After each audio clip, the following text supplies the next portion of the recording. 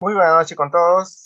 Les saludo Omar Chapañán, especialista administrativo de la Oficina de Apoyo a la Capacitación, Docencia e Investigación del Hospital Nacional Luis de Mayo. En esta oportunidad estamos trayendo la charla virtual Ética en Investigación Observacional.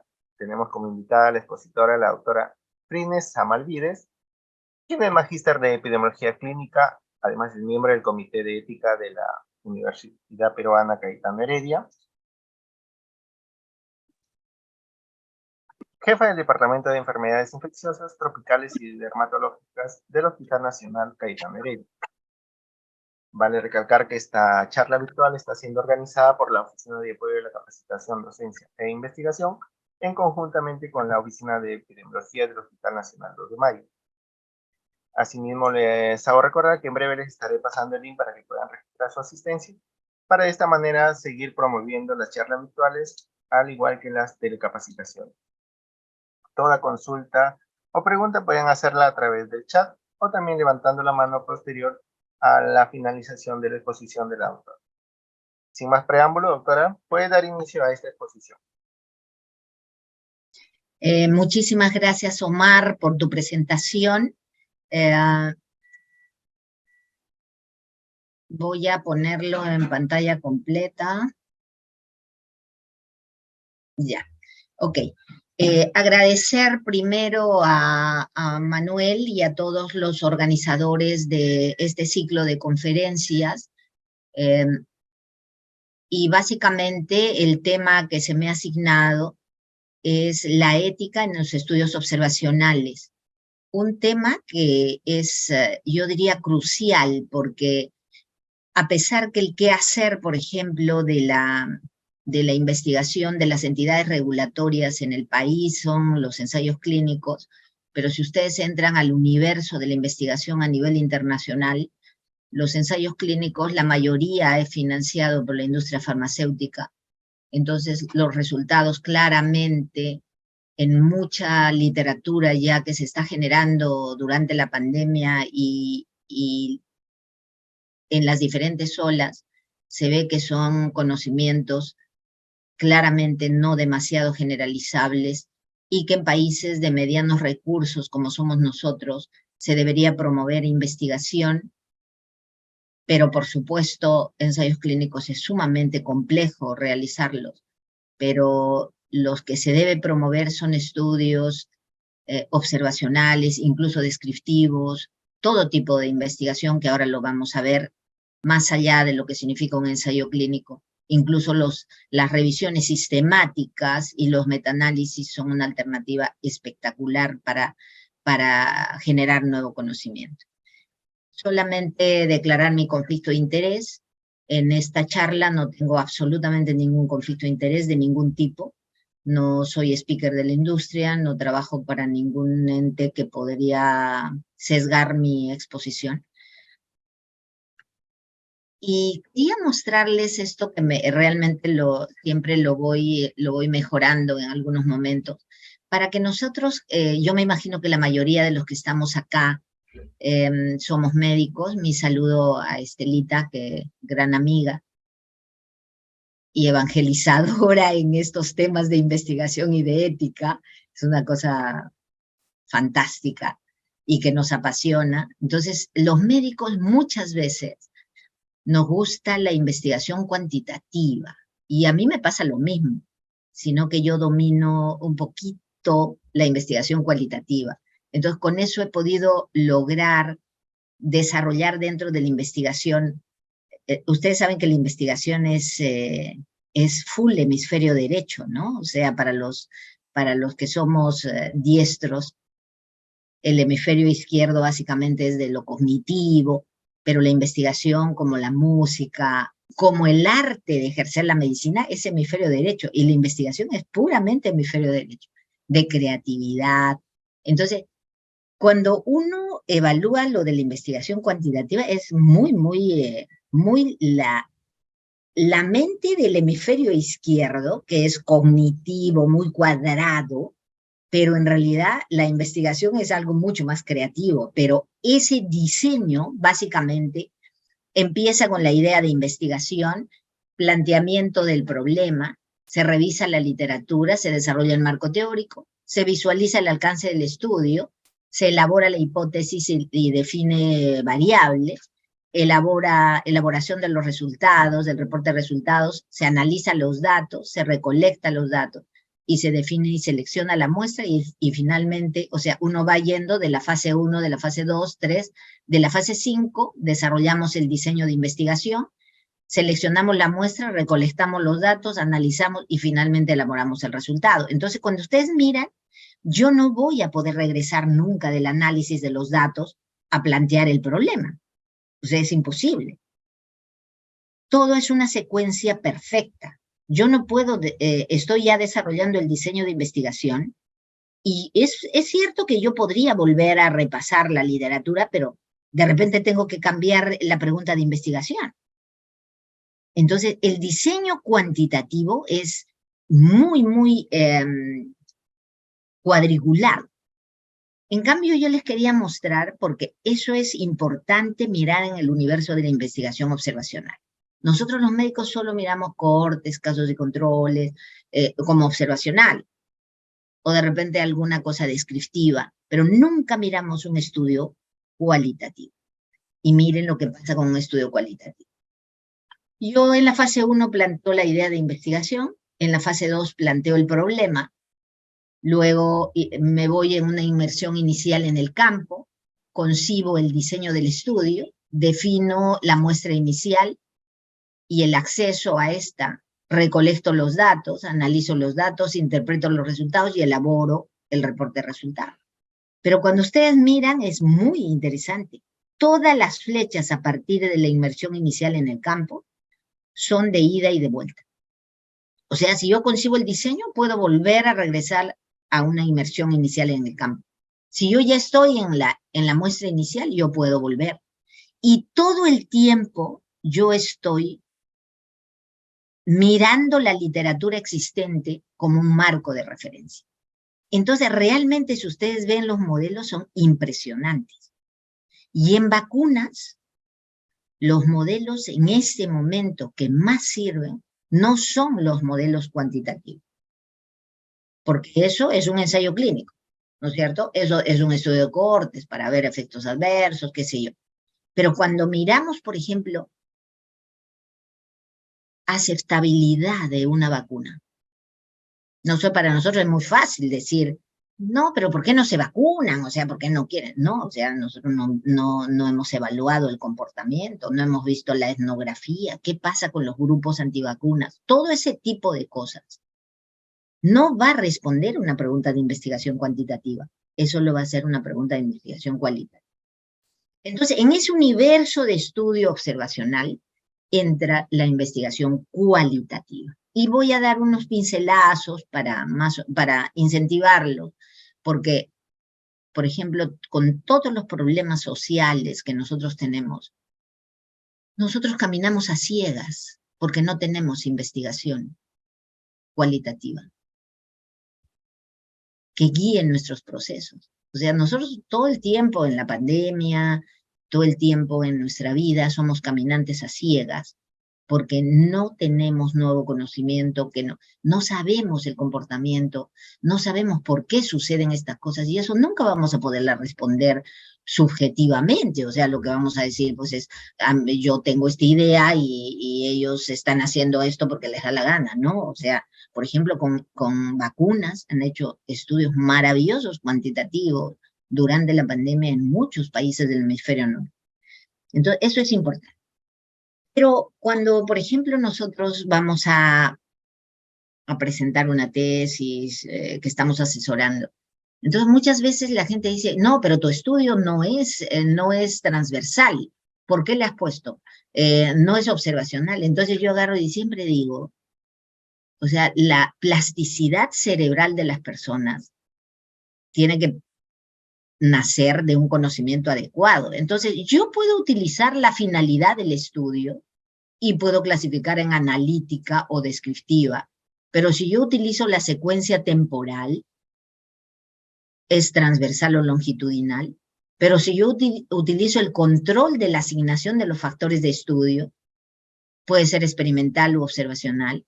Pero si yo utilizo el criterio del inicio del estudio en relación a la cronología de los hechos, es prospectivo o retrospectivo. Entonces, si yo tengo la gana de utilizar la secuencia temporal como la clasificación de mi estudio, yo voy a poner transversal o longitudinal. Y no significa que está mal, porque estoy utilizando la secuencia temporal. Entonces vamos a tomar un modelo que a mí me gusta en el sentido de que yo voy a tomar para clasificar la finalidad del estudio, y esos son los estudios analíticos o descriptivos. ¿Listo? Entonces, esta es una tabla que es súper interesante, en el sentido de que yo utilizo la finalidad, entonces lo voy a dividir en estudios primarios y estudios secundarios. Los estudios primarios, a su vez, los voy a dividir en estudios descriptivos, que son los estudios poblacionales y los estudios individuales. O sea, ojo, también un reporte de caso bien hecho tiene que pasar por un comité de ética, institucional de ética en investigación para su aprobación. O sea, muchas veces nosotros decimos, pero si solamente es mirar la historia clínica, una violación de la confidencialidad puede ser peor que algo que haya en un ensayo clínico. Entonces, uno no debe equivocarse porque la ética es una sola. Entonces, vamos a mirar al final que puede haber estudios que están eximidos de revisión, pero no significa que eximido de revisión no lo voy a me lo reviso yo, que soy parcializada a mi investigación, y yo digo, esta investigación está buena. Quien me tiene que decir que está eximido de revisión es un comité institucional de ética en investigación. Entonces, acá no existe que para los ensayos clínicos yo debo considerar tal y tal y tal cosa. Claro, siendo la jerarquía de la evidencia científica, claro que tengo que considerar que debería ser todos los requisitos éticos de una investigación.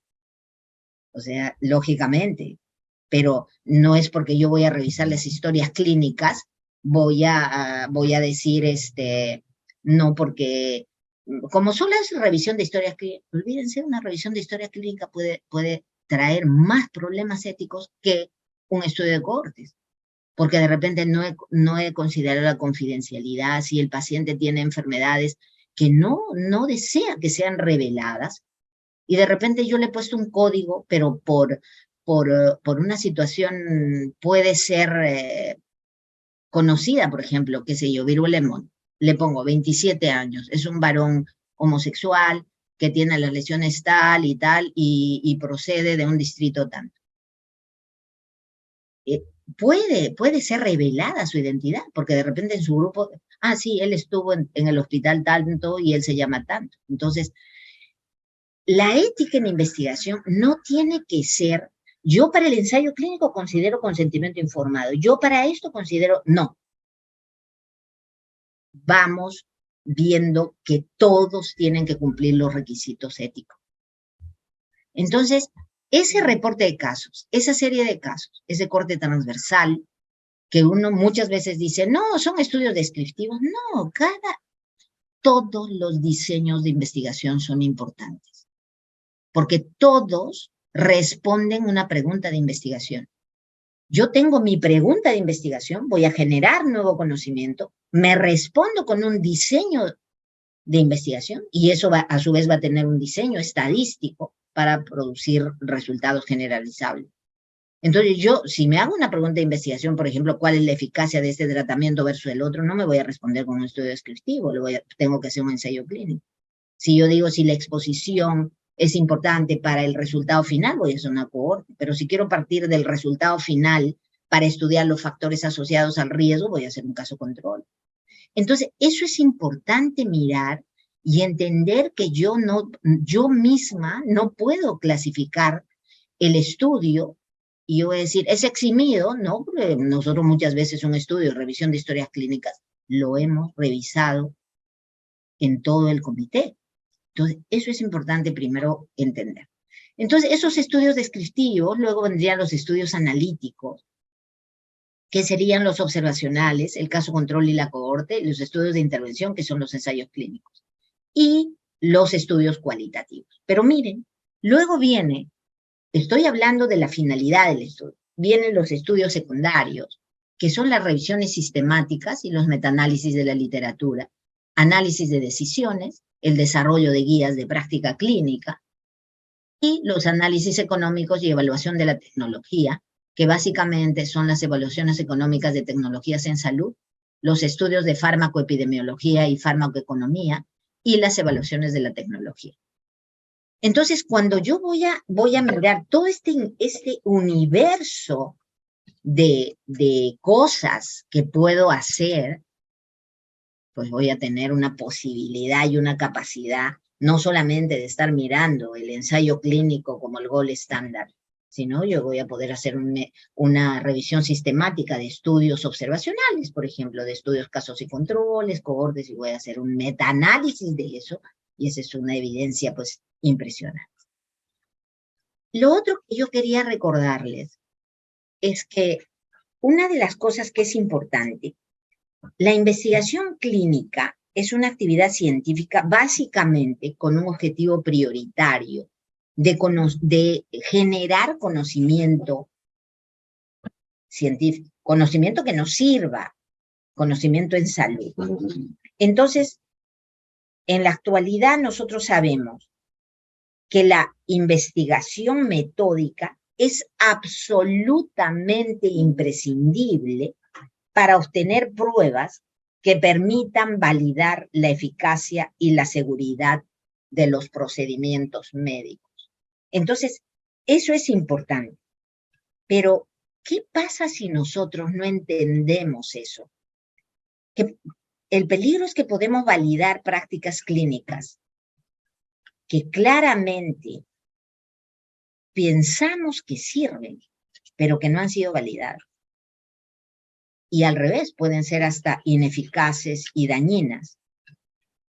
Pero lo más grave es que no hay una gradación de lo que significa el beneficio versus el riesgo. Entonces, por todo ello, habría que sumar para nosotros que la investigación clínica también puede definirse como una actividad diseñada para validar las prácticas clínicas.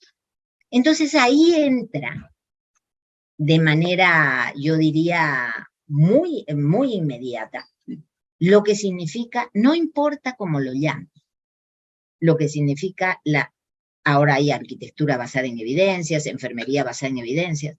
Entonces, vamos a ponerle medicina basada en evidencias. ¿Qué cosa es eso? Es ese uso sensato, explícito, concienzudo de la mejor evidencia en la toma de decisiones para un paciente individual. Pero yo, para hacer un acto médico basado en evidencias, tengo que tener dos cosas. Tengo que integrar mi pericia clínica individual y tengo que haber leído y ojalá publicado evidencia científica. Entonces yo, por ejemplo, a los alumnos de pregrado les digo, ustedes nunca van a poder hacer un acto médico basado en evidencia si ustedes no se han preparado bien.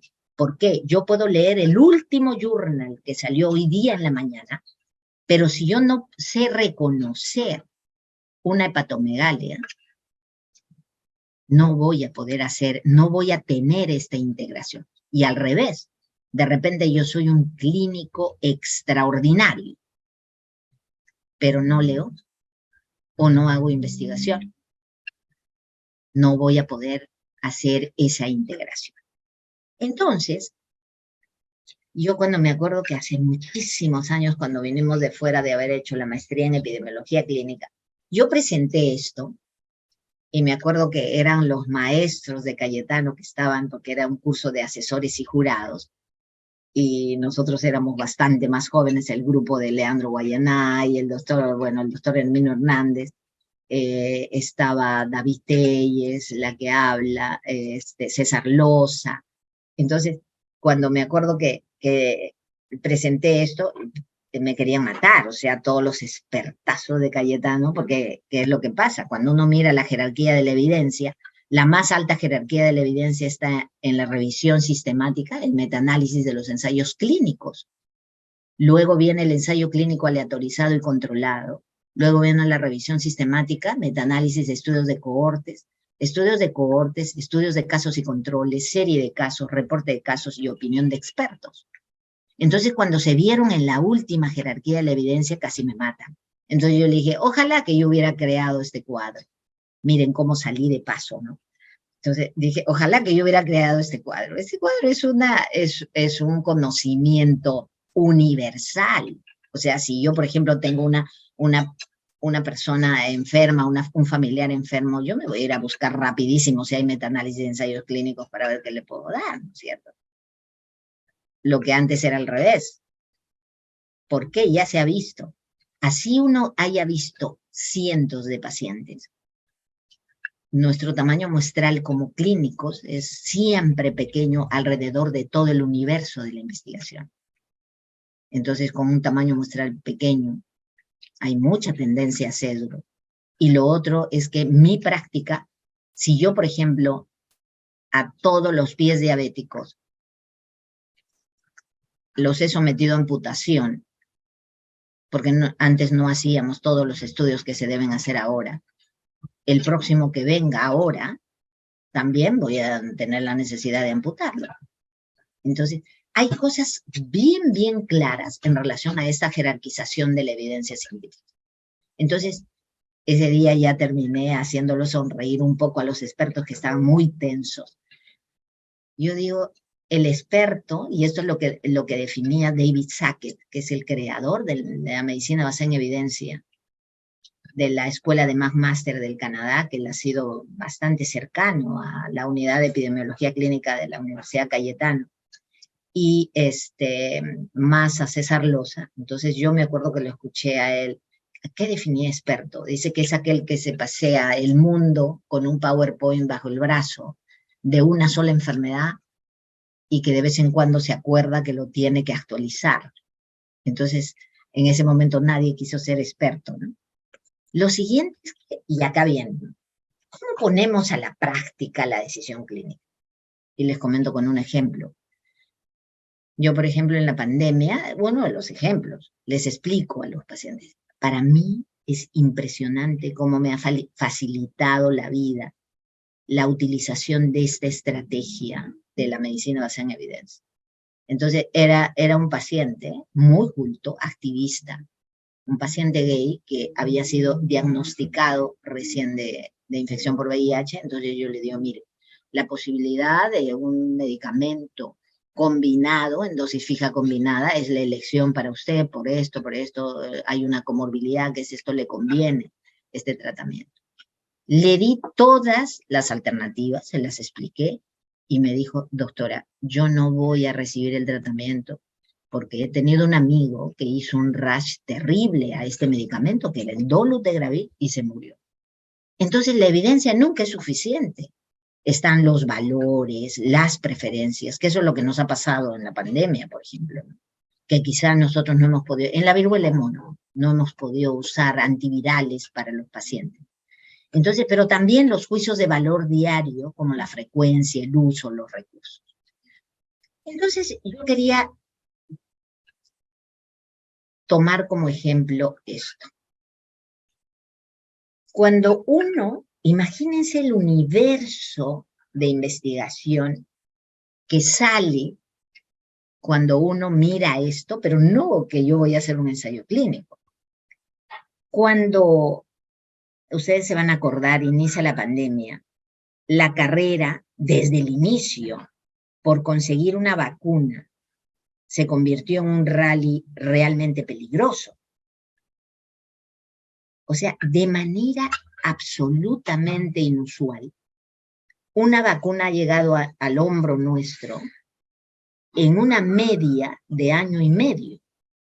Y eso es tremendamente, extraordinariamente rápido, ¿no? Entonces, ¿por qué? Porque empieza primero, y acá les quiero mencionar cuáles son las fases de los ensayos clínicos normalmente, cuando yo descubro, bueno, si estoy hablando de vacunas, un prototipo de vacunas, si lo voy a hacer de repente con el RNA, si lo voy a hacer con un virus atenuado, lo que fuera.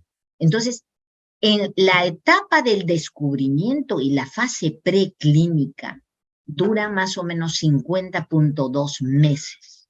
O sea, estoy hablando de los ensayos en fase 0, que son en animales de experimentación. Entonces, por ejemplo, yo descubro el prototipo y luego voy a llevarlo a fase 0. Para eso, primero el prototipo es un periodo bastante largo. Lo llevo a animales de experimentación. La obligación es que con los animales yo tengo que tener, ahora, si yo puedo reemplazar por modelos matemáticos y estadísticos, ya no debería ser ensayos en animales, pero también tengo que aplicar la R de reducción, o sea, tengo que la mínima cantidad de animales para que uno compruebe su hipótesis. Y la otra es que también tiene que haber refinamiento, o sea, que significa que los animales en los que yo ensaye tienen que ser criados específicamente en laboratorios para investigación. O sea, no es que como antes yo voy a coger animales, un perro de la calle, lo voy a llevar para someterlo a esto, porque eso es para evitar todo tipo de sufrimiento. Entonces, ahí me exige la ética en esa fase incluir en la muestra, por ejemplo, ratas es uno de los mejores modelos. Hace poco acabamos de publicar con un estudiante de medicina su tesis de pregrado, que hicimos un ensayo clínico, un ensayo preclínico en fase 0. Y les provocamos a 30 ratas el síndrome metabólico. Y para evaluar el eje hipotálamo hipoficiario, súper interesante. Tuvimos que importar ratas de la raza Sprague. ¿Por qué? Porque para el modelo que nosotros habíamos planteado tenían que ser ratas de esa raza. Entonces, uno realmente tiene muchas dificultades en ese proceso. Por ejemplo, a nuestras ratas en el laboratorio tuvimos un brote de neumonía por Klebsiella. Se nos murieron 4 ratas. Imagínense animalitos súper chiquititos, tomarle la presión arterial en la cola. O sea, yo la verdad es que nunca más volveré a hacer un estudio en fase preclínica.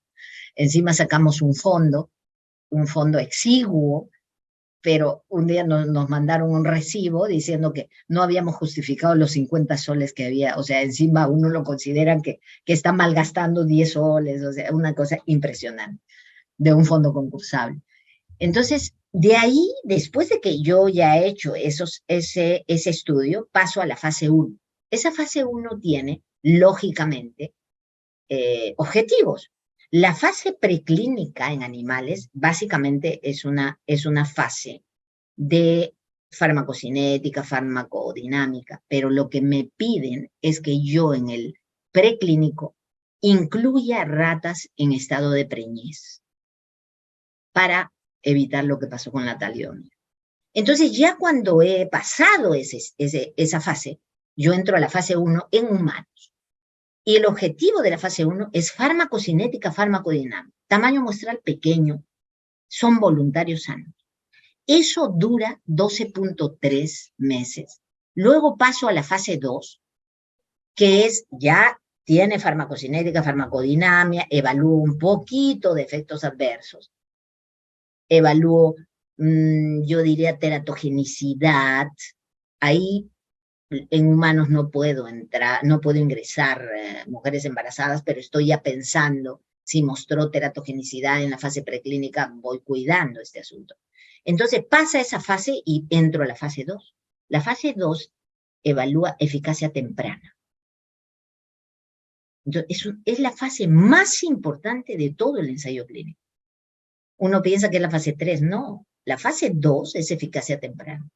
Pequeño tamaño muestral, abierto, y tiene básicamente, claro, sigo evaluando un poco de farmacocinética, farmacodinámica, evalúo también algunos efectos adversos, todo, pero el gol es la eficacia temprana, no comparativa, es abierto.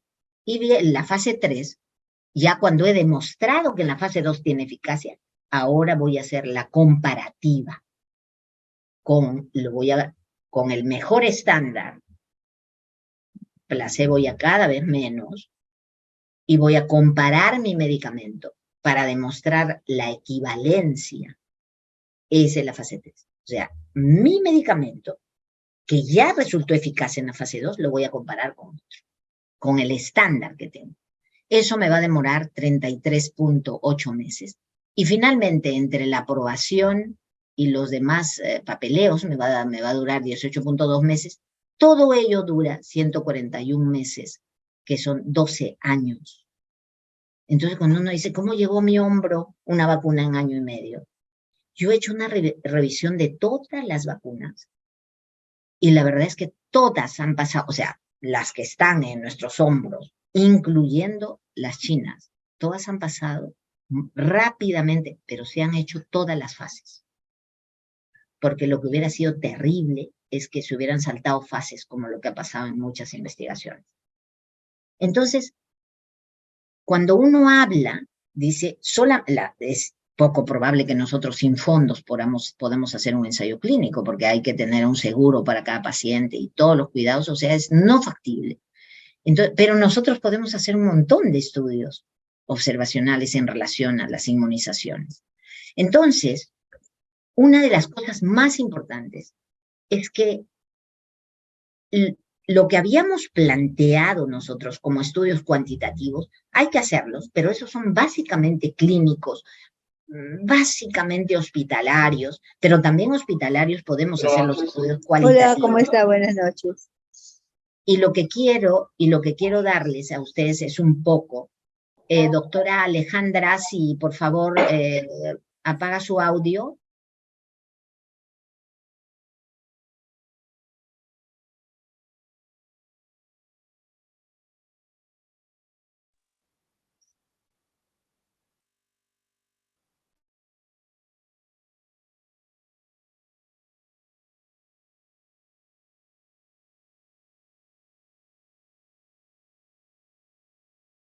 Doctora Frine, por favor, no se le escucha, parece que su audio se ha apagado. El audio, doctora. Aquí está. ¿Ahora sí? ¿Hola? Sí, perfecto. Allá. Pero, o sea, me perdí ahí en estudios cualitativos, ¿no? Ahí nomás. Así es, doctora. Sí, Allá, sí, ahí sí. perfecto. Ok, entonces ese conjunto de técnicas que se utilizan para esa visión general del comportamiento es fascinante. Porque analiza la cultura y el comportamiento de los seres humanos en grupos, puede ser simplemente individuales. Se basa en una estrategia, ya lo hemos visto, los primeros slides que les mostré, en una estrategia flexible, interactiva. Es más descriptiva porque se centra en las interpretaciones, las experiencias y su significado.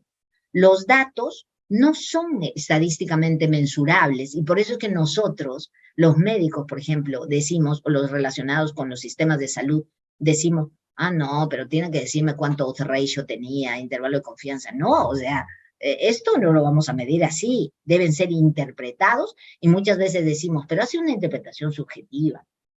No, los expertos en estudios cualitativos hacen interpretaciones muy adecuadas. Por ejemplo, sobre la trata, sobre la drogadicción, un montón de cosas importantes. Entonces, utiliza métodos como la observación, la entrevista y las discusiones de focus group o un insight de la comunidad, ¿no es cierto?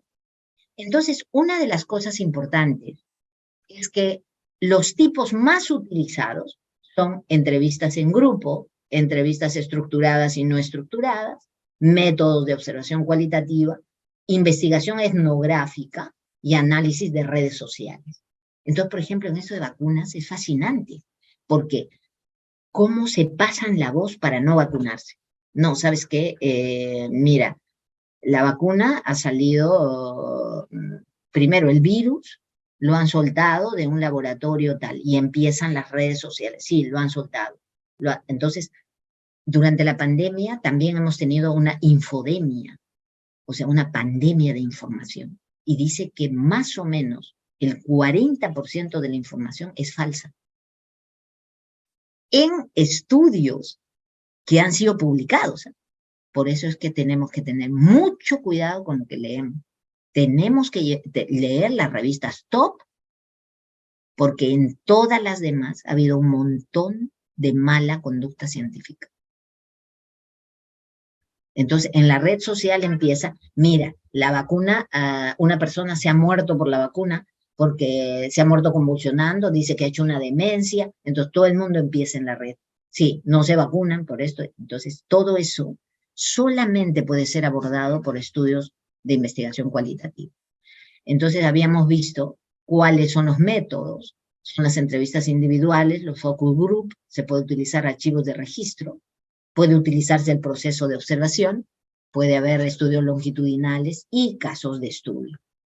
Entonces, ese análisis de la investigación cualitativa es bien interesante, porque hay un análisis de contenido, que básicamente son los datos proporcionados de esa investigación, desde que uno lee, porque la mayoría de veces lo graban, ¿cierto? La investigación cualitativa se pide permiso para grabar, muchas veces para sacarles foto en acción, pero claro, cuidando mucho de no mostrar su cara, su identidad. Entonces, todo eso se analiza, se compara en una cuestión, básicamente, una comparación entre la información obtenida y la información previamente evaluada, que ese es todo un marco teórico.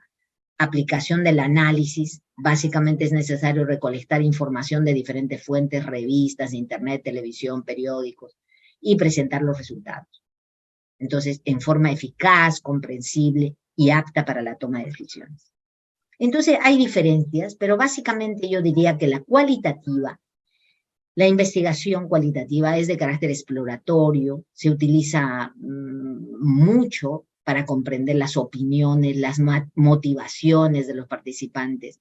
En cambio, la cuantitativa se utiliza para cuantificar el problema mediante datos genéricos y mediante el análisis estadístico. La cualitativa ayuda a desarrollar ideas o hipótesis, en cambio la cuantitativa utiliza datos medibles. La cualitativa recolecta información a través de técnicas no estructuradas o semiestructuradas. En cambio, en la cuantitativa, la recopilación se basa en la obtención de datos numéricos y estadísticos. En la cualitativa, el tamaño de muestra es más pequeño, porque el método de recopilación se basa en la interacción personal. En cambio, el tamaño de muestra en la cuantitativa es mayor, en general, incluso en estudios de casos y controles que son diseñados para enfermedades raras y exposiciones frecuentes. Entonces, acá yo no quiero hablarles de ética en investigación, en realidad me imagino que ya lo han visto, pero muchas veces no comprendemos bien qué cosas generaron, qué documentos. Y porque yo veo, por ejemplo, en los estudios en los proyectos de investigación que dicen, nosotros respetaremos las normas SIOMS, Helsinki y Belmont. Cuando le preguntamos, no saben qué cosa es el informe Belmont. No sabemos qué cosa es, qué contiene el Helsinki y por qué tenemos el Helsinki. Entonces yo me acuerdo que hice hace unos años una sistematización, porque a mí me pasaba exactamente lo mismo que le pasa a todo el mundo. O sea, yo hablaba de paporreta, decía, bueno, voy a respetar los principios éticos como no maleficencia, no, pero tengo que entender que el acto médico, yo tengo que respetar primariamente la beneficencia y la no maleficencia, pero tengo que saber diferenciar del acto de investigación, porque en el acto de investigación el principio ético que yo tengo que velar primariamente no es la beneficencia ni la no maleficencia, es la autonomía. Entonces es absolutamente distinto, porque si yo en el acto de investigación quiero estar poniendo por encima la beneficencia, entonces no puedo hacer un estudio, porque ¿cómo lo voy a someter a un paciente al estándar cuando de repente el marco teórico me dice que un poquito mejor es el nuevo medicamento? Entonces, la autonomía es el principio ético que se tiene que velar. Obvio que tiene que ser la beneficencia, no maleficencia, el respeto y todo, pero primero la autonomía. Entonces, cuando uno no tiene claro eso, esa parte de consideraciones éticas en el protocolo, entonces sale, respetaremos los principios éticos y ponen en cualquier orden, ¿no? Cuando la autonomía es investigación, es consentimiento informado. ¿no? O sea, un paciente completamente informado, con verificación del entendimiento de la información, él voluntariamente accede a participar en el estudio. Esa es la diferencia. Entonces, yo quiero que hablemos una nadita nomás de lo que significa la historia de la experimentación con seres humanos. Ustedes saben que la primera etapa básicamente fue una ética principialista, básicamente de beneficio individual. Pero cuando uno mira esto, los médicos solamente se beneficiaban del tratamiento de pacientes individuales. No se podía hacer ninguna investigación. La segunda etapa ya es una ética consecuencialista de beneficio público. Ahí ya se empiezan a hacer cosas impresionantemente terribles y que uno tiene que decir, gracias a esto tenemos ya una tercera etapa con una investigación regulada, la ética de la responsabilidad hacia todos los afectados. En esta segunda etapa fueron los horrores que tuvimos con la Alemania nazi, pero no es la Alemania nazi, se hicieron muchísimas cosas peores en los Estados Unidos y en Japón. A prisioneros de guerra les amputaban, les hacían estallar una bomba para ver después cómo era la reacción, o sea, en las piernas, en los estómagos, para ver cómo era la reacción para que después apliquen a sus soldados en la guerra. Entonces, todo este tipo de cosas ha dado lugar a una etapa maravillosa que ahora yo, por ejemplo, digo, hacer investigación es súper fácil. Todo está regulado. Ustedes quieren hacer un estudio con biobancos, está regulado.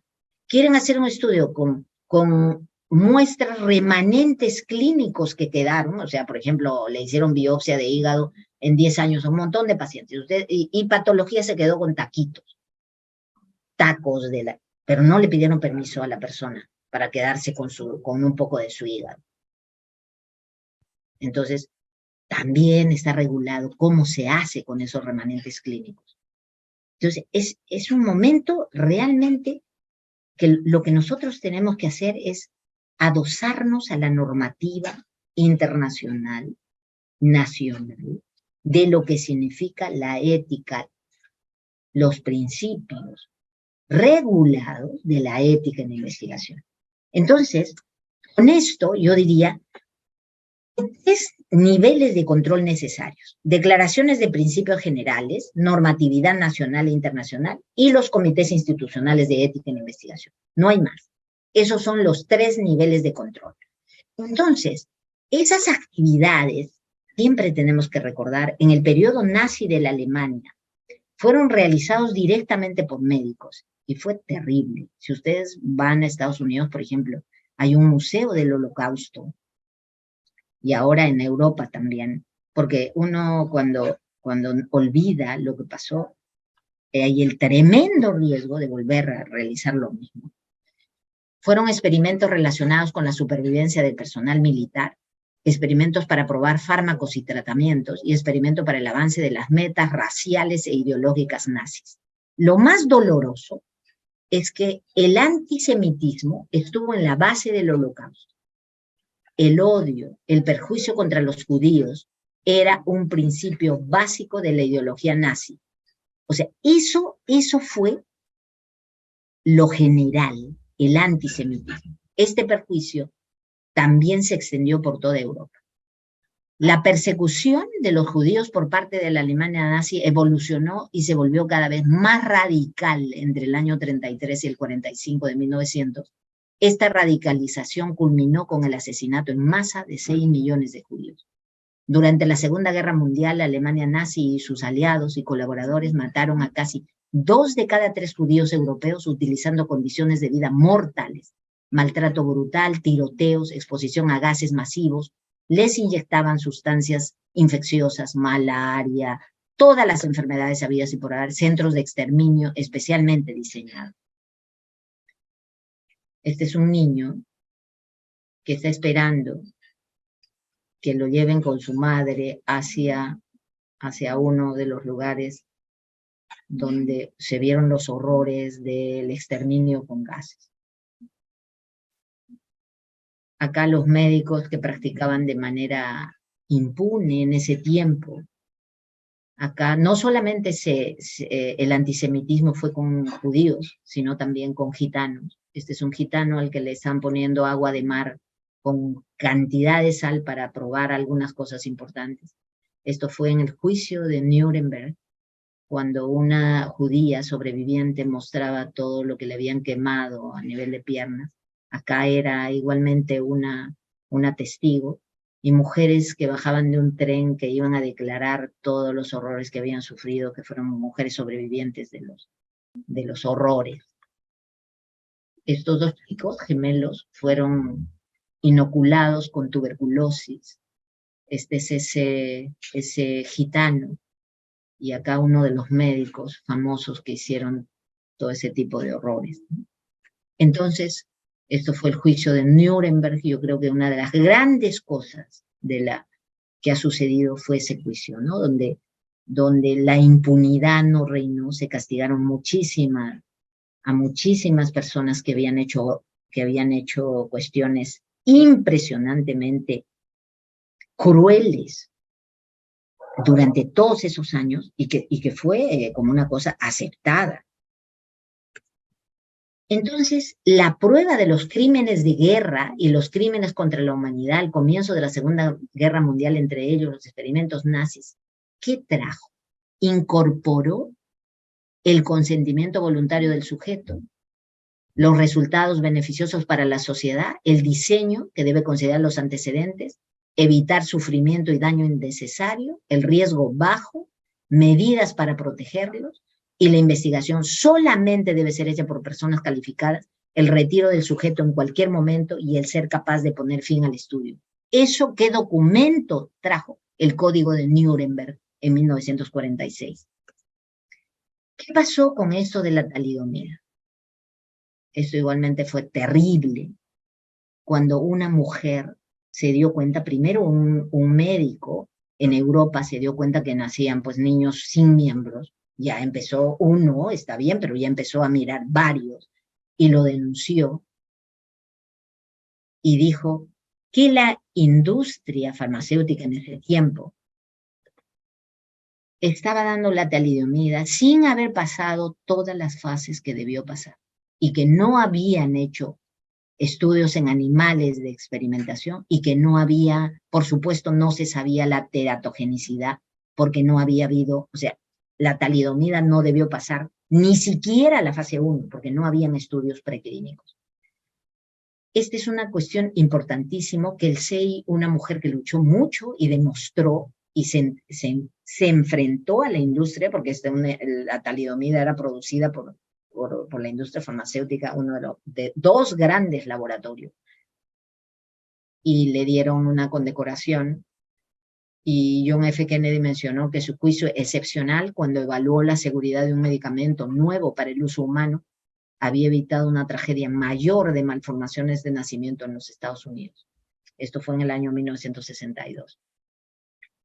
Ese hecho de la talidomida, ¿qué trajo? ¿Qué incorporó? Los principios generales. Primero, hay que proteger la vida, hay normas éticas, la dignidad, la integridad, el derecho a la autodeterminación, la intimidad, la confidencialidad, los riesgos, los costos, los grupos vulnerables, los requisitos científicos, los comités de ética e investigación, la privacidad, la confidencialidad, el consentimiento, el uso de placebo. ¿Qué cosa hay de las estipulaciones post-ensayo? Todo eso que pasó trajo la Declaración de Helsinki y sus posteriores revisiones. La necesidad de considerar, porque antes se pensaba que era igual hacer investigación con el acto médico, y muchos médicos hacían investigación en su práctica clínica. Entonces, hubo la necesidad de distinguir la investigación biomédica de la práctica médica común, la función que desempeña la evaluación de los criterios de riesgo-beneficio, directrices adecuadas para la selección de sujetos humanos y la naturaleza del consentimiento consciente. Esto incorporó los principios éticos para la protección de los seres humanos, los límites entre la práctica y la investigación, el respeto de las personas, la beneficencia, la justicia y sus aplicaciones, el consentimiento informado, con información, con comprensión y voluntariedad. Esto, todo lo que sucedió con Tuskegee, con Guatemala, todo eso fue el informe Belmont. Y las investigaciones en países en vías de desarrollo, ¿qué trajo? Trajo las pautas para proporcionar los principios éticos aceptados a nivel internacional, en especial entornos con bajos recursos. Esto trajo todas las recomendaciones del Consejo de las Organizaciones Internacionales de Ciencias Médicas, el CIOMS, con todas sus modificaciones, desde el 82 hasta el 2017, en el que participamos muchos a nivel nacional. Las normas derivadas del respeto por las personas, la autonomía, de la beneficencia, de la no maleficencia y de la justicia, que era lo más importante. Entonces, cuando yo les mostré esto, hablábamos solamente del ensayo, pero imagínense todo el universo de investigación que surge de acá. Entonces, yo no puedo mirar, yo hago un ensayo y por lo tanto los principios éticos tienen que ser mayores y tengo que, no. Yo todo tengo que considerar. Y felizmente está escrito, Ezequiel Emanuel escribió, él es el pionero en esto. Los 7 requisitos básicos para que una investigación sea ética: el valor, la validez científica, la selección equitativa de los participantes, la proporción favorable del riesgo-beneficio, la evaluación independiente, el respeto a los participantes y el consentimiento informado. Y pone, la mala ciencia no es ética, porque a mí me pasaba lo mismo. O sea, en mis años mozos yo decía, presentaba un protocolo y cuando el comité me decía el cálculo del tamaño muestral, yo decía, pero ¿a qué se mete el comité en el cálculo del tamaño muestral? Que se dedican al consentimiento, a la parte ética. ¿Cuán equivocados estamos? Y muchas veces siguen pensando todavía eso, piensan que el comité de ética solo debe ceñirse al consentimiento. No, es todo el protocolo completo. Porque claro, si yo tengo un tamaño muestral no adecuado, o de repente mis criterios de inclusión están incluyendo solamente a población vulnerable, es mala ciencia, y eso no es ético. Entonces vamos a dar una miradita rápida. La justificación ética para realizar investigaciones con la salud en la que participen seres humanos radica en el valor social y científico. Hace poco nosotros evaluamos un proyecto, yo fui presidenta del Comité Institucional de Ética en Investigación de la Universidad Cayetano por espacio de 6 años, con una reelección, porque eso es por elecciones democráticas, y ahora soy miembro. Entonces, cuando yo estaba en la presidencia, vino un proyecto de investigación de trata, o sea, de trata de la minería ilegal, de mujeres que habían escapado de la trata, o sea, de la trata sexual y todo lo que ocasiona esto. Y el proyecto era de personas del hemisferio norte, no incluían ningún investigador de Perú, y lo mandaban como revisión externa. Entonces, ¿qué iban a hacer? Buscaban a las mujeres que se habían escapado y que muchas de ellas estaban siendo protegidas por un sistema acá, y las iban a buscar y les iban a preguntar ¿y cómo se escaparon? ¿Qué pensaban de la trata? O sea, imagínense, yo me ponía a pensar una revictimización y decían que iban a utilizar la metodología. Y como estábamos en pandemia, hicimos una reunión, los investigadores solicitaron una reunión por Zoom. Entonces yo le dije, el valor social radica en que la investigación tiene que ser importante para el lugar donde se desarrolla. ¿Dónde está el valor social? Y nos contestaron que no había investigadores expertos en Perú en este tema de trata. Y nosotros tenemos expertos impresionantes en cualitativos. Nosotros en el comité de investigación, nuestro qué hacer es más o menos 60% cuantitativos y 40% cualitativos. Y tenemos antropólogos, sociólogos en el comité, incluso como miembros externos, y que es impresionante su experticia. Entonces, si no conoces, ¿qué valor social va a tener? La perspectiva de generar el conocimiento y los medios para proteger y promover la salud. Aunque el valor social es la justificación fundamental para realizar investigación, todos tenemos la obligación moral de asegurar, todos, investigadores, patrocinadores, comités de ética, autoridades, preservar los derechos humanos, que se respete, se proteja y sea justa con los participantes del estudio y las comunidades donde se realiza la investigación. ¿Qué es el valor social? Es la importancia de la información que un estudio va a producir. Entonces tiene que ser importante por la relevancia clínica. Yo no puedo hacer porque me interese solo a mí. Ejemplo de violación de este requisito: duplicar o repetir los resultados comprobados, que yo ponga una hipótesis banal, que yo haga querer hacer una intervención que no puede llevarse a cabo jamás en la forma práctica. O sea, yo hago una cosa extraordinaria y demuestro que es bueno, pero nunca lo voy a poner al servicio del país. La validez científica refiere a la capacidad de un estudio de generar información confiable y válida. Por ejemplo, un estudio puede tener un diseño riguroso, pero puede carecer de valor social si la pregunta de investigación ya se ha respondido. Sin embargo, un estudio no puede ser socialmente valioso si no tiene métodos de investigación apropiados y rigurosos. La selección equitativa de los participantes. Para mí es bien fácil decir, o sea, yo estoy haciendo mis serums en tal comunidad, entonces como todos están a mi disposición, yo voy a hacer el estudio en esa población. La identificación y selección no deben ser equitativas, no porque a mí me conviene y voy a terminar rápido el estudio. Son 4 las facetas de este requisito. Primero, asegurar que se seleccionen grupos específicos de sujetos por razones relacionadas con las interrogantes científicas. La selección equitativa requiere que sea la ciencia y no la vulnerabilidad la que dicte a quién se selecciona. Segundo, una selección equitativa requiere que a todos los grupos se les ofrezca la oportunidad de participar, a menos que existan buenas razones, porque antes era, no, los niños son vulnerables, no hagas investigación. No, por Dios, las mujeres gestantes, los niños se han beneficiado de la historia y de cosas terribles como la talidomida. Hay que hacer investigación, pero investigación respetando todos los lineamientos éticos en niños. Ahora esa es la consigna. O sea, no, lo protegemos a ellos, no. Entonces, a no ser que existan pues razones, pero si yo hago investigación en niños, tengo que hacer cumpliendo los asentimientos, absolutamente todo. Esa selección equitativa, como tercero, la selección de los sujetos puede considerarse equitativa solo cuando aquellos que se reclutan estén en condiciones de beneficiarse si la investigación proporciona un resultado positivo. Y finalmente, hay una interacción dinámica entre la razón riesgo-beneficio. La selección de los sujetos debe estar diseñada para reducir al mínimo los riesgos, a la vez que se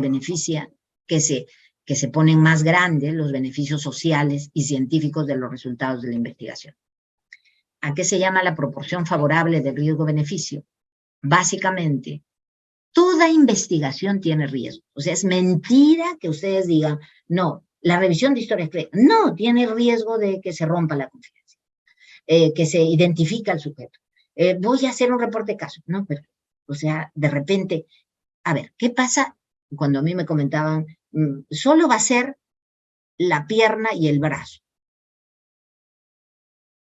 ¿Ustedes creen que cuando, por ejemplo, a alguien le toman una foto de una mano, puede ser identificado?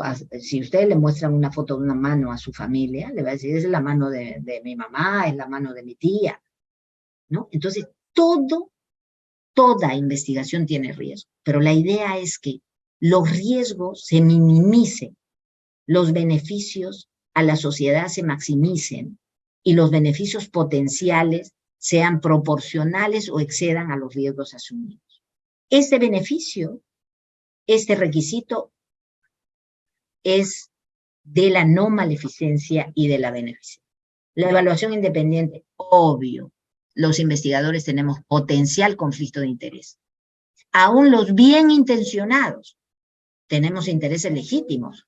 O sea, a mí me encantaría aprobarme a mí misma mis protocolos, ¿no? Entonces, acá tenemos que estar, nosotros tenemos que dar nuestro protocolo para que un comité independiente me diga qué es lo que falta y qué está bien, qué está mal. El respeto a los participantes es una cosa importantísima que no la ven. Termina el estudio y ya los participantes ni siquiera los llaman.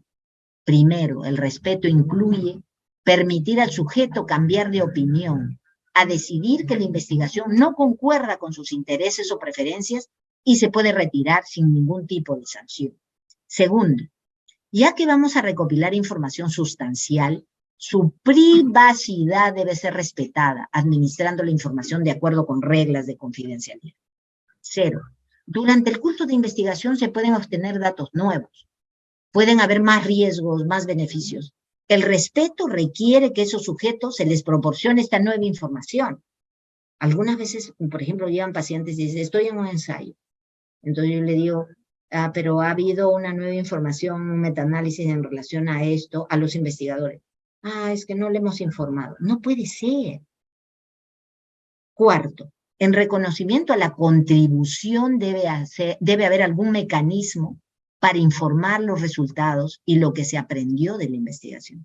Quinto, el bienestar del sujeto debe vigilarse cuidadosamente a lo largo de su participación, por si experimenta reacciones adversas o suceden eventos adversos severos, a fin de proporcionarle un tratamiento adecuado y si es necesario retirarlo de la investigación. Algunas veces ponen, si le sucede esto, le sugeriremos que vaya al hospital. Nosotros le exigimos, usted tiene que conseguir a un médico que lo espere allá. Usted tiene que llevarlo. Eso, una de las cosas importantísimas, y ya para ir terminando en el tiempo necesario, porque me robaron 5 minutos o 10 minutos, creo, así que voy a tomarme 10 minutos más, que creo eso va a dar tiempo a las preguntas. Básicamente yo diría que ustedes tienen que mirar. Si el tipo de investigación es con intervención o sin intervención. Si es con intervención, ojo, en los dos tengo que cuidar todo, pero el con intervención tiene mayores exigencias éticas en relación al consentimiento. En una historia clínica, en la revisión de una historia no voy a pedir un consentimiento, ¿no es cierto? Pero ojalá que en algún momento los remanentes clínicos, las historias clínicas también puedan solicitar al paciente que sus datos puedan ser utilizados de manera confidencial en investigaciones a futuro, ¿no? Eso es lo que deberíamos tratar de hacer, consentimientos amplios. Y básicamente, las 3 alternativas que nosotros tenemos en relación a los tipos de revisión son estas que son básicamente cuando yo considero un proyecto de investigación eximido de revisión. El comité los exime por tratarse de investigaciones sin interacción con los participantes, sin intervención. Y esto es decidida por básicamente el presidente del comité y yo siempre, por ejemplo, no lo decidía nunca sola, con mi secretaría técnica y con otra persona más. Entonces, este tipo de investigación, por ejemplo, es una que involucra colección o estudio de datos ya existentes, documentos, registros, especímenes patológicos, pero ojo, esto está escrito en las normas CIOMS, creo que es la pauta 21, en el cómo es que tengo que proceder con esto. Entonces, claramente el comité tiene que certificar la exhibición y esta decisión debe quedar en acta, registro correspondiente y darle que ha sido aprobado y ha quedado eximido, pero el eximir no significa que no lo revisemos. Lo revisa 2 miembros, pero no pasa a la sesión en pleno. ¿Qué pasa con los proyectos de revisión expedita? Básicamente son los riesgos mínimos, tal como lo señalan las normaciones, las pautaciones. Se refiere a los riesgos inherentes a aquellas actividades cotidianas, por ejemplo, que se ve expuesta a una persona sana, ¿no? que está entrando a la investigación. Como podría ser caminar por la calle, hacer ejercicio moderado, o durante el desarrollo de exámenes físicos o psicológicos de rutina, incluyendo la visita al servicio de salud. Este tipo de proyectos requieren ser revisados también por uno o dos miembros designados por el comité para esta función, y básicamente casi siempre está el presidente y el secretario técnico. En esta categoría, por ejemplo, también podrían entrar, ojo, las enmiendas pueden variar el riesgo-beneficio. Tengan mucho cuidado con las enmiendas. Yo, por ejemplo, a las enmiendas jamás las dejo pasar. Las dejo pasar de mirar profundamente, porque esa enmienda puede variar todo el riesgo-beneficio del proyecto que lo han aprobado. Y los proyectos de revisión por el comité en pleno son las investigaciones con intervenciones que impliquen riesgos mayores al mismo. Y acercándonos ya a la... Entonces acá ya nosotros estamos pensando que así tenga la revisión de las historias clínicas, yo tengo que poner en mis consideraciones éticas, ya sabemos de dónde derivan, entonces yo voy a mirar ahora, no voy a poner de paporreta que el Helsinki, que el Nuremberg, no, o sea, voy a decir, ok, revisión de historias clínicas, ¿qué cosa tengo que cuidar? Primero, confidencialidad, entonces me bajo todo lo referente al SIOMS y todo lo que significa confidencialidad. Sí puedo, los documentos que incluyeron la necesidad de la confidencialidad, los puedo colocar. Entonces, la cosa es sumamente, para mí, sumamente fácil. Yo a los estudiantes de pregrado le digo, mira, te vas a revisar, ¿qué vamos a hacer contigo?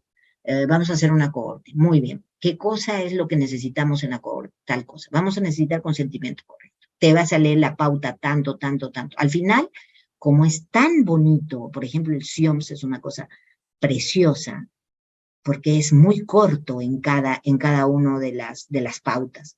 Entonces, por ejemplo, investigación en países con bajos recursos, investigación con niños, investigación con adolescentes, investigación con embarazadas. Entonces, en realidad todo está escrito. Y se revisa la pauta y te da una apertura impresionante.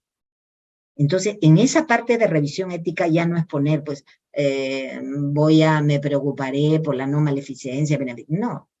O sea, porque son cosas más allá de los principios éticos. Son seres humanos con los que estamos nosotros haciendo estudio de investigación. Y yo siempre digo, ¿no? ¿Ustedes se imaginan cuando un paciente accede a entrar a un proyecto de investigación? Tiene un altruismo impresionante. Y esa es una de las cosas que habla, por ejemplo, uno de los acápites de Ezequiel Emanuel. Dice, tenemos que estar agradecidos, porque sin ellos no podríamos generar nuevo conocimiento. Entonces, yo he traído pequeñas cositas nada más, que es lo que pasa, por ejemplo, en nuestro Comité Institucional de Ética en Investigación. En las categorías o tipo de protocolo, nosotros lo dividimos en estudios con riesgo mayor al mínimo, estudios con riesgo mínimo, estudios con riesgo menor al mínimo, y básicamente le ponemos todas las exenciones. Y en documentos requeridos, ¿qué cosas nosotros necesitamos? La copia del registro, básicamente el proyecto de investigación con todo. O sea, si nosotros vamos a dar, por ejemplo, una infografía para explicarles, esa infografía la tienen que poner al protocolo para que el comité vea la infografía, el contenido, todo lo que se le va a mostrar al paciente. Y básicamente se presenta el proyecto de investigación si es interno, se hacen algunas cosas, y por supuesto los currículums actualizados de todos los investigadores.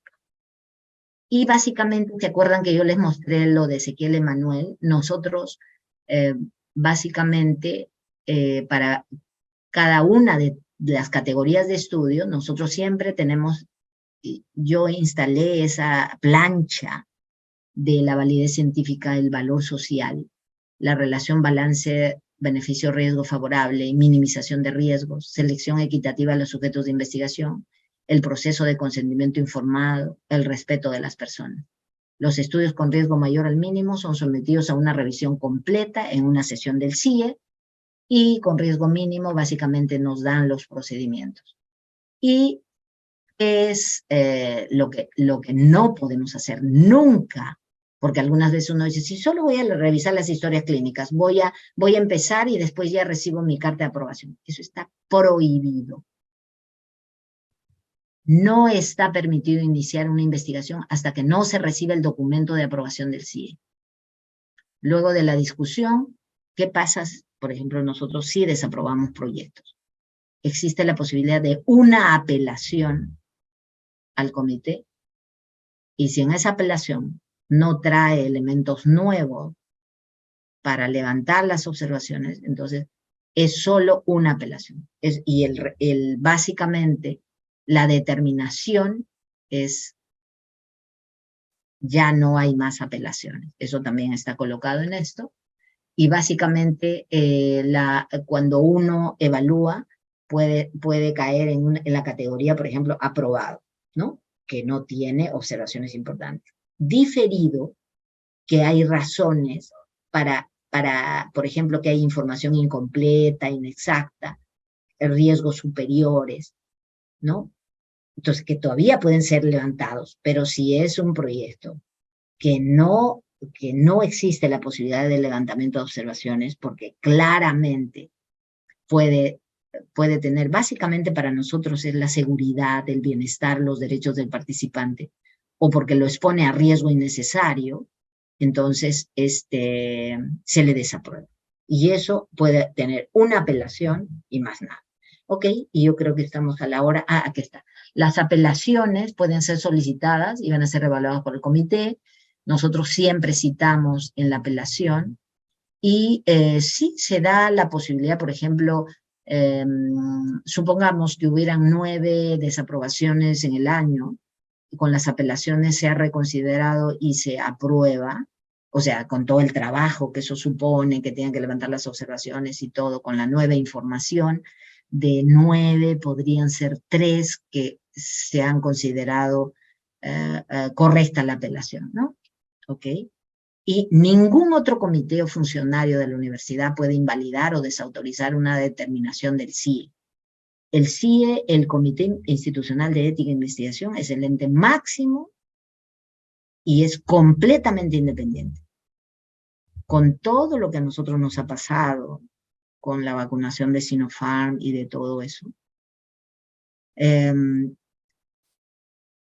yo he tenido durante mis años en la presidencia, jamás se me ha llamado para decirme que acelere la aprobación de un protocolo, de una autoridad universitaria y todo eso. Las instituciones van más allá de las personas. O sea, ha sido muy lamentable lo que nos ha pasado. Espero que hayamos podido aprender muchas cosas.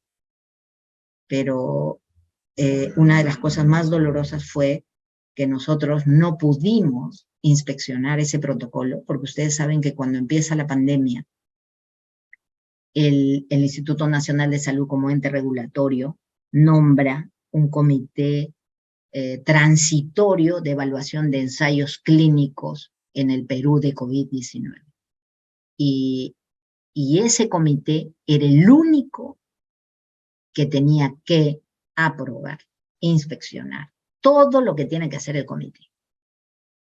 Entonces, cuando todos los comités no podíamos ya evaluar ningún protocolo, un ensayo clínico de COVID, entonces nosotros mandamos una consulta y a mí me dijeron, exímase de evaluar y de hacer nada con los ensayos clínicos de COVID, porque para esto hay un comité transitorio de evaluación, ejecución, no sé qué, de los ensayos clínicos en COVID.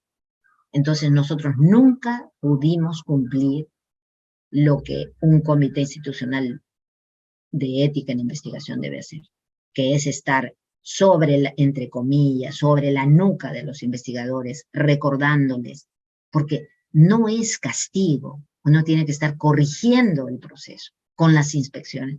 Entonces, realmente nosotros se nos retiró de todo esto, ¿no? Y bueno, nosotros cuando hubo todo esto, hicimos un comunicado a toda la opinión de que el comité nunca había aprobado ni lo conocía. Es más, en el interín de esto, o sea, todavía cuando no había había habido todo este escándalo, nosotros recibimos un proyecto de los investigadores de Sinopharm, y este proyecto era de hacer un análisis genético de los familiares de las personas que estaban participando en el ensayo clínico de Sinopharm, porque ustedes se acuerdan que eran 4.000 participantes para la cepa Wuhan, 4.000 para la cepa Beijing y 4.000 placebo, eran 12.000.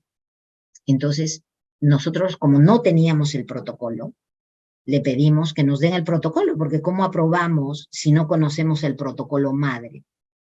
Entonces, nos dijeron que el protocolo era confidencial. Ustedes saben que no existe protocolo confidencial. La transparencia de la información de los actos de investigación es lo más importante. Todo lo que significa guardado, eso no es bueno. Entonces, cuando nosotros le pedimos eso, nos dijeron que no podían darnos porque eso era confidencial. Y nosotros le dijimos, bueno, no vamos a evaluar el proyecto porque no sabemos el documento madre. ¿Por qué? En el documento madre, en el consentimiento, debía estar que para investigaciones futuras se va a considerar a su familia. Entonces recibimos el protocolo con unos sellos de agua que decía confidencial que casi tapaban toda la página. Y en el consentimiento informado pudimos leer que no decía nada de que iban a buscar a los familiares. Más bien decía que su participación es completamente confidencial, nadie que usted no quiera se enterará de su participación. Entonces le dijimos, cada persona que participa en un proyecto de investigación, cuando termine el proyecto, tiene derecho a continuar su vida. Y si en el consentimiento dice que no voy a localizar a los familiares, ¿cómo hacerte un protocolo de investigación? Lo desaprobamos. Y por supuesto el comité fue insultado, nos dijeron que tenemos la mente estrecha, y ahí nomás surgió lo del escándalo. Entonces, yo sí sugiero que todas las instituciones deberían tener comités de ética en investigación propios, no es difícil formarlo. Y bueno, nuestra labor es evangelizar, entre comillas, sobre todo lo que significa ética en investigación. Muchísimas gracias. Con esto estaría terminando. No sé si nos alcanza para las preguntas. Sí, doctora. A ver, vamos a ver, de repente tienen alguna duda, alguna consulta para hacerle a la doctora. De lo Sí, contrario, perfecto. Estoy a vuestra disposición. Ahora estoy muy despierta. A ver. Sí, podrían levantar la mano de repente para que puedan hacer la pregunta. A ver, tenemos acá a la doctora Rosalba Maqueagua. ¿Puede abrir su micrófono, doctora, para que pueda hacer su consulta? Sí, justo, doctora, no sé si se me escucha. ¿Se me escucha? Sí, perfecto. Sí. Tengo varias preguntitas porque justo en el camino hemos hecho ya un estudio observacional y estamos a punto de hacer otro. Entonces, uno, tomando lo que usted dice, ¿no? Este comité transitorio, no sé si haya algún malentendido, pero por ejemplo, queremos hacer un estudio observacional de un medicamento y ver solamente las reacciones adversas de las personas que toman un medicamento para la COVID.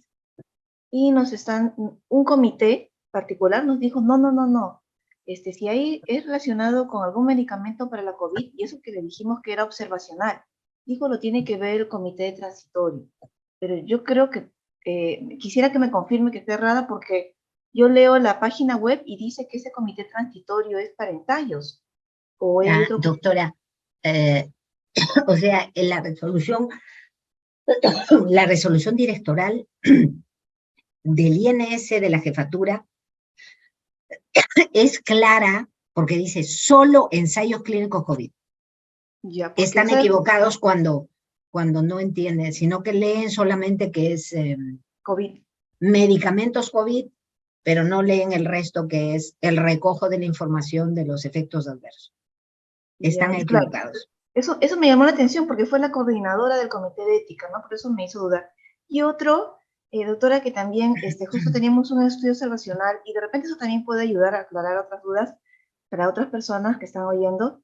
Muchos, por ejemplo, los alumnos también están haciendo encuestas, cuestionarios en línea, ¿no? Y nosotros también hicimos entrevistas telefónicas. Y nos Ujú, quedó la duda porque, aunque nos aceptaron, pero ¿cómo es un consentimiento electrónico o verbal, ¿no? Porque el que ponen la ujú, mayoría en sus páginas web, nos ponen ujú, el escrito. Entonces, a ujú, veces yo decía a los chicos que también tienen esas dudas, bueno, coméntenle, pregúntenle en los comités, pero si nos podría dar algunas pinceladas, qué es lo adecuado o cómo ujú, es la orientación para esas encuestas que son electrónicas, cómo es el consentimiento o cómo ujú. están, qué requisitos están pidiendo, ¿no? ¿Cómo debería Ok, ser? ok. Eso es bien interesante, doctora, y eso está en todas las pautas internacionales ahora de lo que significa investigación relacionada con la salud en entornos en línea, virtuales y todo lo que significa oh, entornos virtuales y en línea, y hay una palabra más. Está totalmente ya regulado. Esto ya hace, le cuento, completamente regulado, ya será hace 6 meses. Eso se ha trabajado mucho durante la pandemia. Eh, ¿Qué pasa si supongamos yo voy a hacer un estudio de investigación con las bases de datos de ENDES, de lo que son bases completamente de dominio público, ¿no? Entonces, que también son, yo me las bajo las bases de datos y puedo hacer un estudio de investigación. Entonces, en ese sentido, también lo mencionan, que ese estaría eximido de revisión, pero de todas maneras tiene que verlo un comité institucional de ética en investigación.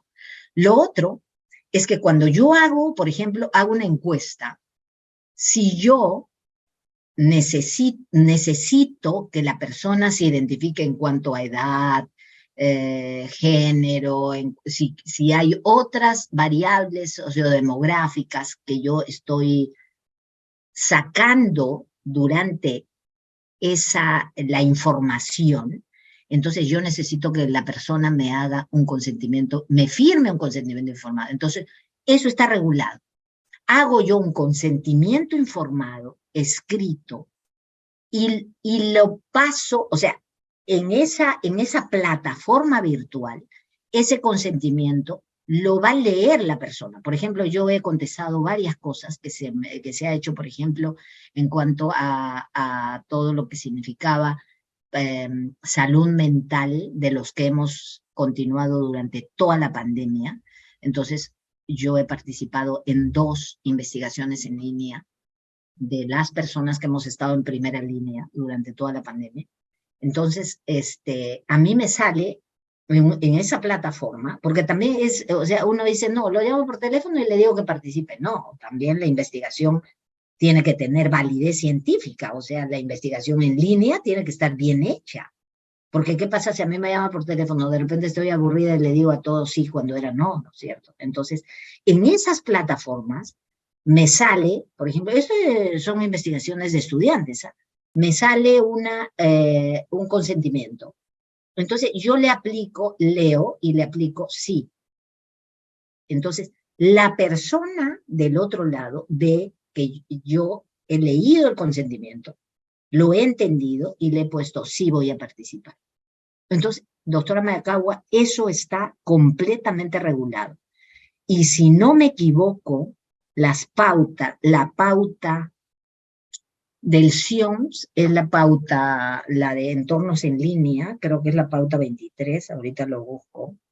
Y entonces, si tiene que haber un consentimiento, está bien, pero la mayoría de las veces en línea debe haber un consentimiento.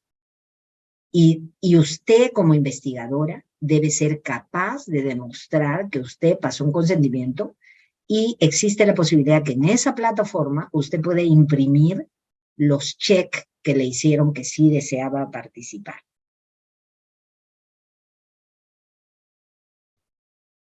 ¿Ok? Ok, ¿Algo doctora. más? A ver, ¿alguien más que tenga alguna consulta más o alguna duda?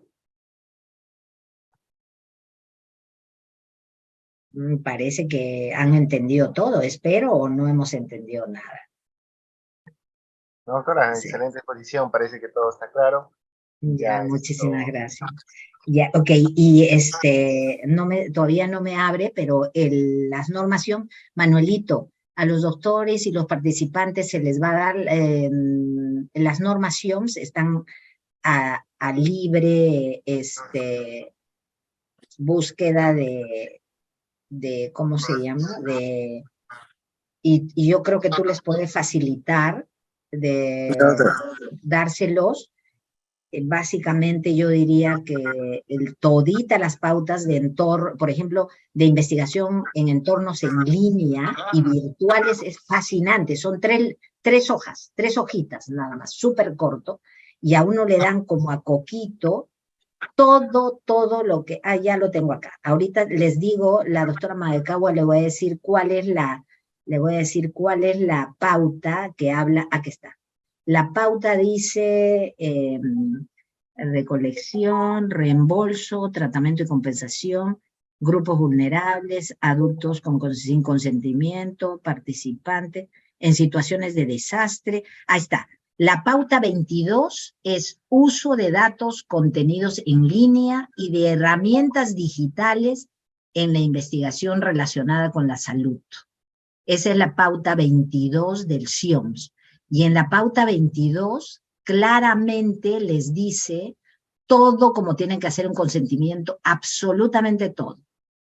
Entonces, eso es importante, doctora, leerlo antes de empezar a hacer una investigación de ese tipo, porque algunas veces la validez interna del estudio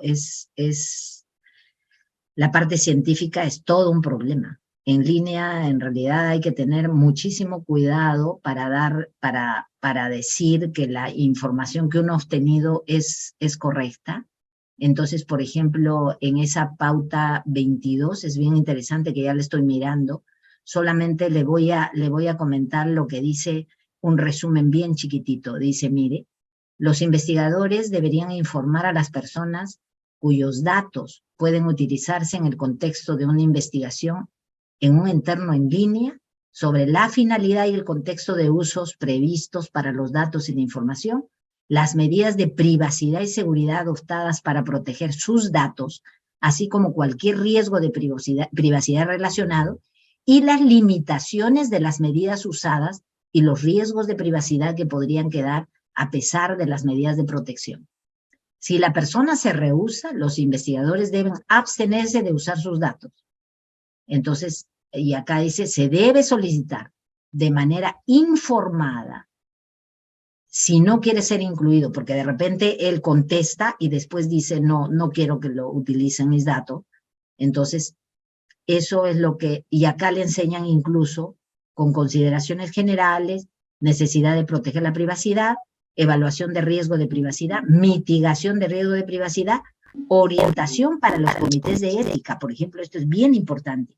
A mí me viene una investigación en entornos virtuales y como comité no estoy preparado. Esta norma me dice qué cosas debo evaluar y me dan un checklist que nosotros lo hemos incluido también en las revisiones justo en pandemia. Ok. Gracias, doctora. Excelente. Qué ocurrencia. Muy bien, entonces me despido. Muchísimas gracias por escucharme. Espero que haya servido la exposición de alguna manera y para mí es un placer, una pasión, es esto de la ética, no solamente en investigación, sino la ética deontológica. Así que muchísimas gracias, Manuel, por invitarme. Muchísimas gracias, Osmar, por la presentación y todo. Y muchas gracias a todos. Muy buenas noches. A usted, doctora, muchas gracias. Sí, doctora. Hasta luego. Buenas noches.